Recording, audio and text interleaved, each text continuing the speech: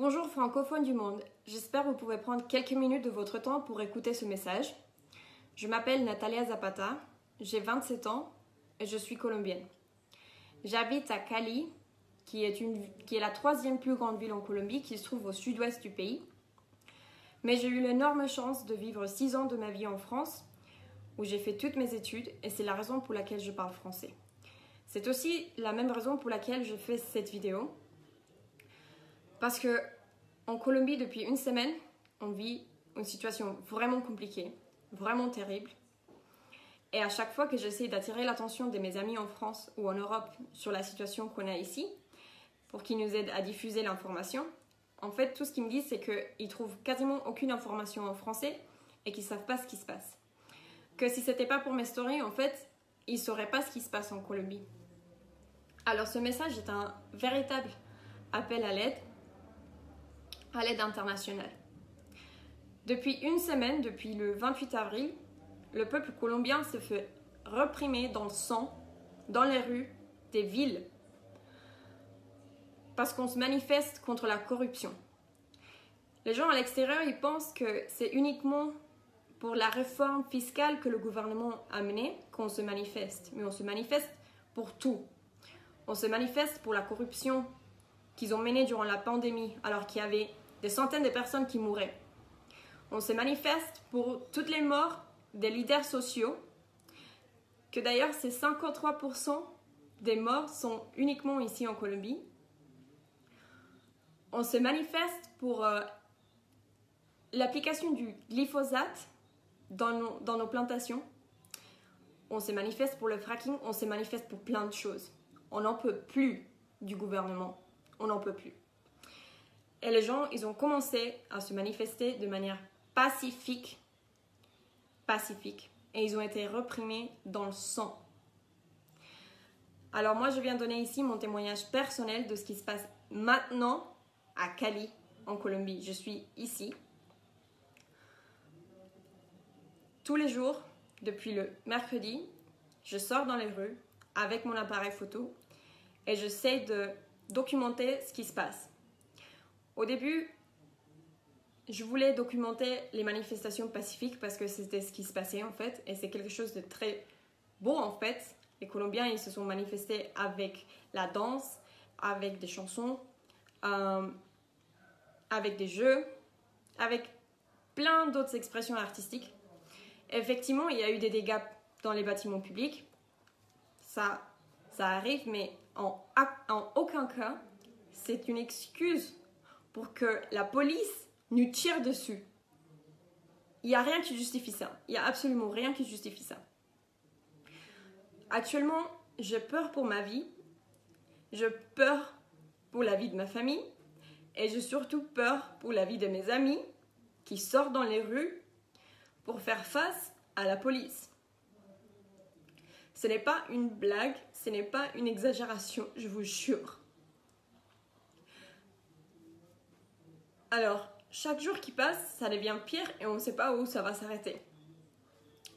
Il y a des membres de droits humains qui sont sur place et même eux se font tabasser par la police colombienne. Les mairies ont plus aucun pouvoir sur les villes.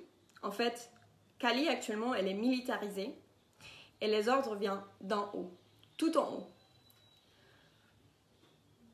On ne sait plus quoi faire, on ne sait vraiment plus quoi faire, on fait ce qu'on peut. Et franchement, il y a un groupe de jeunes qui ont tout mon respect en ce moment, qu'on appelle la première ligne. Et en fait, c'est des jeunes qui se battent pour défendre le reste de la population. Sauf que ces jeunes-là, ils ont des cailloux. Et le gouvernement, il a des armes. La police a des armes. La police nous tire dessus tous les soirs. J'habite dans le quartier de San Antonio. Les personnes qui sont venues, si jamais vous avez eu la chance de venir à Cali, je suis sûre que vous connaissez ce quartier parce que c'est le quartier le plus touristique de Cali. Et depuis vendredi soir, on entend des tirs tous les soirs dans les rues, chaque nuit. C'est une situation vraiment dramatique Et le pire, ce qui m'énerve le plus, ce que je peux vraiment pas comprendre, c'est comment les médias ici en Colombie ne font que diffuser des mensonges et ne font que diffuser des nouvelles qui conviennent au gouvernement. Je ne comprends pas comment ces gens-là peuvent se faire appeler journalistes. Alors, je veux dénoncer des faits vraiment graves. Il y a énormément de morts. Alors, rien que vendredi, il y avait déjà plus de 20 morts dans ma ville, où c'est l'endroit où il y a les faits les plus graves. Mais hier, par exemple, on a eu des vidéos de Bogota où, avec des chars, ils étaient en train de tirer sur les manifestants. Comment vous pouvez... C'est une utilisation de la force totalement démesurée qui n'est pas nécessaire et qui est totalement une répression dictatoriale.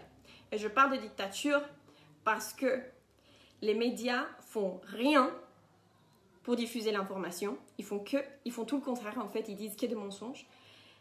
Et nous, on est obligés de compter sur les réseaux sociaux pour savoir ce qui se passe. Tous les jours, les gens, ils sont en train de faire des lives sur Instagram pour montrer la force démesurée qu'utilise la police contre les manifestants.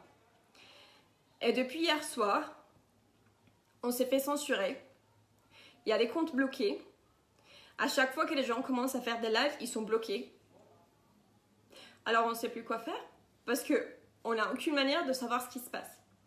Hier, il y avait plein de vidéos d'un massacre qui était en train d'être commis dans Siloé, qui est l'un des quartiers le plus pauvre de la ville. Et bien aujourd'hui, il n'y a rien. Aujourd'hui, on ne trouve aucune vidéo sur Internet. C'est très difficile. C'est très difficile. Et le gouvernement est en train de faire tout dans son pouvoir pour montrer le contraire.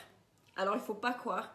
Il ne faut pas croire à ce qu'il dit le gouvernement colombien. Il ne faut absolument pas croire à ce qu'ils disent les médias nationaux en Colombie. S'il vous plaît, je vous prie de diffuser ce qui se passe. On a peur. On est littéralement en train de se faire tuer dans les rues. Je fais pas cette vidéo pour être dramatique, je vous le jure. Mais on a vraiment besoin de votre aide. Parce que s'il n'y a pas de pression internationale, je ne sais pas ce qui va se passer. Parce que j'arrive pas à comprendre comment la police, alors qu'ils sont en train de se faire filmer, alors que tout le monde est en train de voir ce qu'ils font, ils continuent. Ils continuent dans leur répression. On n'arrive pas à comprendre. Alors, moi par exemple, depuis une semaine, comme je vous disais, tous les jours, je partage des photos jour au jour de ce qui se passe dans les manifestations. Je ne peux pas être partout et je vous assure, et j'ai peur aussi, donc je ne peux pas non plus tout documenter. Je ne peux pas documenter quand la police est en train de tirer des balles parce que je suis en train de courir. Mais je sais surtout de documenter que c'est des civils. C'est des civils, c'est des personnes normales. Parce que ici, les médias, en fait, tout ce qu'ils font, c'est dire que c'est des vandales. Je ne sais pas vraiment si on peut dire ce mot-là en français, mais c'est le mot que les médias colombiens utilisent pour définir les manifestants, alors que c'est des civils. S'il vous plaît, faites passer le message. On ne sait pas ce qui va se passer. Chaque jour, c'est pire. Chaque jour, il y a plus de morts. Il y a je ne sais pas combien de gens disparus. L'autre jour, sur un live, j'ai vu comment la police amenait dans un garage 12 personnes. Et il y avait quelqu'un en train de filmer et qui a dit qu'il exigeait connaître l'identité de ces personnes-là. Et la police, alors que cette personne était en train de filmer, lui a pointé sur la tête et lui a dit « Tu dégages tout de suite ». On l'a tous vu. On l'a tous vu. Et on ne sait rien de ces gens-là. Alors, je sais très bien que le droit international public est une utopie, malheureusement. C'est quelque chose que j'ai étudié à l'université, donc je le sais très bien. Je sais qu'il n'y a rien au-dessus de la souveraineté d'un État. Il n'y a aucune entité internationale qui peut obliger un État à faire quoi que ce soit. mais ça se passe en fait par des conséquences économiques. Alors je demande à la France, je demande à la Belgique, je demande à tout le monde de faire pression sur le gouvernement colombien tout de suite. Sinon, je ne sais pas combien de personnes vont mourir dans les rues. S'il vous plaît. S'il vous plaît. Et je vais laisser aussi, dans cette publication, les comptes d'autres personnes qui sont ici en Colombie et qui sont en train de reporter ce qui se passe. S'il vous plaît, faites savoir ce qui se passe. On n'en peut plus ici. On n'en peut plus.